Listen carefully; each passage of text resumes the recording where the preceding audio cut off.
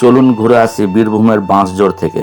এই বীরভূমের বাঁশজোড় প্রচুর পরিমাণে সবজি উৎপাদন হয়, সবজি প্রচুর পরিমাণে পাওয়া যায়। চলুন দেখাই টমেটো আপনাদের। কেমন হয়ে আছে, কিভাবে হয়ে আছে টমেটো। যদি ঠিকঠাক না তোলে তো টমেটো পুরোপুরি নষ্ট হয়ে যাবে। দেখুন পুরো একেবারে টমেটো চারিদিকে এরকম পুরো হয়ে আছে, পুরো এলাকা। আপনাদের সামনে তুলে ধরার চেষ্টা করছি। দেখুন কি সুন্দর টমেটো, একবারে লক্ষ্য করুন কত সুন্দর টমেটো। টমেটোগুলোকে কাছ থেকে দেখানোর চেষ্টা করছি। এরকম টমেটো সত্যি আমাদের এখন সচরাচর পাওয়া যায় না, কেমিক্যাল ছাড়া টমেটো। বীরভূমের বাঁশজোড়ের টমেটো হচ্ছে আমাদের সারা পশ্চিমবঙ্গের জন্য বিখ্যাত।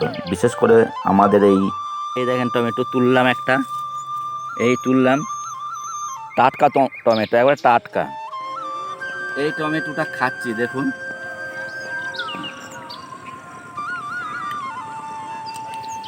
ব্যাপক টক, ব্যাপক টক। এটা সেই স্বাদ, সেই স্বাদ, এত স্বাদ কেন। এরপর আপনাদের দেখানোর চেষ্টা করছি। এটা হচ্ছে কফি বাগান, তারপরে ঢ্যাঁড়স বাগান। এই ঢ্যাঁড়স বাগানে যাচ্ছি আমরা।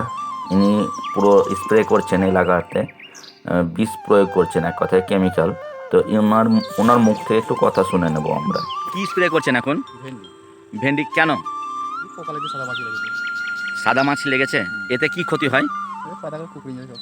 ও, পাতাগুলো কুঁকড়ে যায়। তো আপনারা কীটনাশক কি কি দেন? ওই সার, ইউরিয়া, ডিএপি। করেন না আপনারা? হ্যাঁ, ব্যবহার করি। আগের তুলনায় কি গোবর সারের ব্যবহার কমেছে না বেড়েছে? কমেছে। কমে গেছে। কেন কমে যাওয়ার কারণটা কি? গরমটা হচ্ছে একটু গরম হচ্ছে মেয়ে জল। মানে গরু পালন একবারে কমে গেছে, তাই না? আমরা চাষি ভাইয়ের মুখ থেকে শুনলাম যে আগের তুলনায় অনেকটাই গোবর সারের যে চাষ সেটা কমে গেছে। পাশাপাশি যে গোবর সার সেটা পাওয়া যায় না, কারণ গরু আমাদের পালন করা হয়।